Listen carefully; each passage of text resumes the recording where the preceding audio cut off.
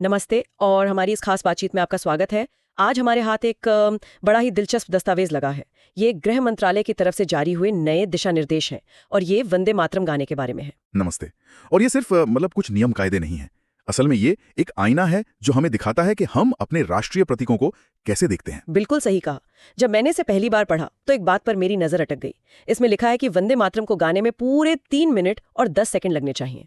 अब उस समय वाली बात पे वापस आते हैं। 3 मिनट 10 सेकंड, ये बहुत ज्यादा स्पेसिफिक है। इसका मतलब क्या है? क्या हम जो 2 पंक्तियां सुनते आए हैं वो अब काफी नहीं है? बिल्कुल। और यहीं पर इन नियमों का असली मकसद छिपा है। ये नियम कह रहे हैं कि गीत के पूरे 6 अंतरे गाए जाने चाहिए। हम और आप अक्सर सिर्फ पहले 2 अंतरे सुनते हैं, जो एक तरह से इस गीत का ट्रेलर वर्जन है। ओहो। ये दिशा निर्देश एक तरह से गीत को उसके शॉर्टकट कल्चर से बचाने की कोशिश है। सरकार कह रही है कि हम इस प्रतीक के इंस्टाग्राम रील वर्जन को नहीं, बल्कि इसके पूरे महाकाव्य स्वरूप को सम्मान देना चाहते हैं। ये तो बहुत बड़ी बात है। मतलब इसे पूरी तरह से उसके मूल रूप में अपनाने पर जोर है। लेकिन इसमें एक व्यावहारिक पहलू भी है। दस्तावेज कहता है कि अगर गीत किसी फिल्म या डॉक्यूमेंट्री में बज रहा है और आपके खड़े होने से दूसरों को देखने में दिक्कत हो, तो खड़ा होना जरूरी नहीं है। हाँ, ये थोड़ी राहत की बात है। हाँ, और ये दिखाता है कि नियम बनाते वक्त व्यावहारिकता को भी ध्यान में रखा गया है। सम्मान और सहूलियत के बीच एक संतुलन बनाने की कोशिश की गई है। लेकिन जब इसे किसी औपचारिक कार्यक्रम में गाया जाएगा तो नियम एकदम साफ हैं। सबको सावधान की मुद्रा में खड़े होना बिल्कुल होगा। वैसे ही जैसे राष्ट्रगान के लिए होता है। ठीक है, तो यहाँ तक तो बात साफ है। लेकिन अब वो सवाल आता है जो हमेशा इस गीत को लेकर बहस का मुद्दा बनता है। अगर कोई इसे नहीं गाता है या खड़ा नहीं होता है तो क्या होगा? और इस पर दस्तावेज में जो लिखा है वो शायद सबसे महत्वपूर्ण बात है। इसमें साफ साफ कहा गया है कि ऐसा न करने पर किसी भी तरह का कोई दंड या कानूनी कार्रवाई नहीं होगी। कोई सजा नहीं है। वाह, ये तो बहुत बड़ी क्लैरिटी है। बहुत बड़ी। ये सम्मान को थोपने और सम्मान के लिए प्रेरित करने के बीच का फर्क है। एग्जैक्टली।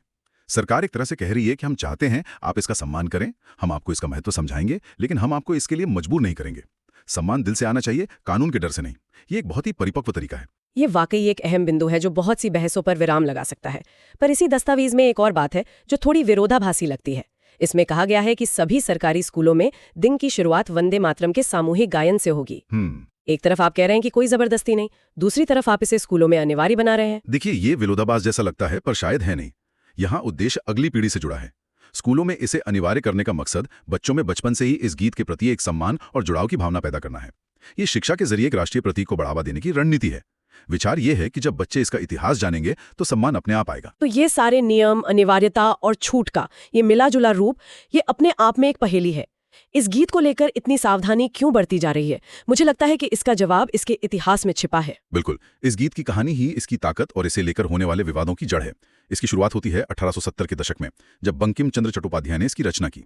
ये तब सिर्फ एक कविता थी। हाँ, और बाद में उन्होंने इसे अपने उपन्यास आनंद मठ में शामिल किया। सही कहा, जो 1770 के दशक के सन्यासी विद्रोह पर आधारित था। और ज्यादातर लोग सिर्फ बंकिम चंद्र का नाम जानते हैं, लेकिन स्रोत में एक और नाम का जिक्र है जिसे हम अक्सर भूल जाते हैं, यदुनाथ भट्टाचार्य। उन्होंने ही इस कविता को इसकी मूल धुन दी थी। बिल्कुल। एक संगीतकार के बिना एक कविता शायद गीत बन ही नहीं पाती। लेकिन ये गीत सिर्फ एक उपन्यास का हिस्सा बनकर नहीं रह गया। इसका असली जन्म तो हुआ 1905 में। हाँ, उस वक्त ये गीत बंगाल की सड़कों पर गूंजने लगा। ये सिर्फ एक गीत नहीं था, ये अंग्रेजी हुकूमत के खिलाफ विद्रोह का सबसे बड़ा नारा बन गया। वंदे मातरम का मतलब था भारत माता की जय, और ये नारा लगाना ही अपने आप में एक राजनीतिक बयान था। आप उस माहौल की कल्पना कर सकते हैं। हजारों लोग सड़कों पर हैं, जुलूस निकाल रहे हैं और उनके मुंह पर सिर्फ एक ही नारा है, वंदे मातरम। और अंग्रेजों ने तो इस पर प्रतिबंध भी लगा दिया था। लेकिन जितना वो इसे दबाते थे, ये उतनी ही जोर से उभरता था। ये स्वतंत्रता संग्राम का साउंड ट्रैक बन गया था, एक युद्ध घोष। इसे जिया जा रहा था, सिर्फ गाया नहीं जा रहा था। बिल्कुल। और फिर 24 जनवरी 1950 को हमारा गणतंत्र बनने से ठीक 2 दिन पहले संविधान सभा ने इसे वो दर्जा दिया जो आज तक कायम है। भारत के पहले राष्ट्रपति डॉक्टर राजेंद्र प्रसाद ने घोषणा की कि वंदे मातरम को राष्ट्रगान जनगण मन के बराबर सम्मान दिया जाएगा, और इसे भारत का राष्ट्रीय गीत घोषित किया गया। तो हमारे पास 2 प्रतीक हैं और दोनों का दर्जा बराबर है।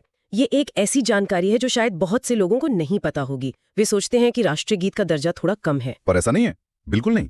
और जो बात इसे और भी असाधारण बनाती है वो ये है कि इस गीत की गूंज सिर्फ भारत की सीमाओं तक ही सीमित नहीं रही। हाँ, और स्रोत में इसका एक अद्भुत उदाहरण दिया गया है। साल 1907, जर्मनी का स्टुटगार्ट शहर। हाँ, मैडम भीकाजी कामा, एक भारतीय स्वतंत्रता सेनानी, अंतर्राष्ट्रीय सोशलिस्ट कॉन्फ्रेंस में थीं। वहां उन्होंने भारत का पहला तिरंगा झंडा फहराया। और उस झंडे की बीच वाली पट्टी पर देवनागरी में क्या लिखा था? वंदे मातरम। सोचिए उस पल की ताकत के बारे में। एक भारतीय महिला विदेशी धरती पर दुनिया भर के नेताओं के सामने एक ऐसा झंडा फहरा रही है जिस पर भारत की आजादी का नारा लिखा है। ये दुनिया को ये बताने का एक तरीका था कि भारत एक राष्ट्र के रूप में अपनी पहचान बना रहा है। ये तो रोंगटे खड़े कर देने वाला पल रहा होगा। लेकिन एक और कहानी है जो स्रोत बताता है, और वो तो और भी ज्यादा हैरान करने वाली है। ये कहानी हाल की है, 2002 की। हाँ, BBC वर्ल्ड सर्विस वाली कहानी। हाँ, उन्होंने दुनिया भर में एक ऑनलाइन सर्वे किया। सवाल था, दुनिया के 10 सबसे पसंदीदा गीत कौन से हैं? इसमें 155 देशों के लोगों ने वोट किया। और नतीजा क्या आया? आयरलैंड का एक देशभक्ति गीत पहले नंबर पर था, लेकिन दूसरे नंबर पर हमारा वंदे मातरम, दूसरा सबसे लोकप्रिय गीत पूरी दुनिया में। ये अविश्वसनीय है।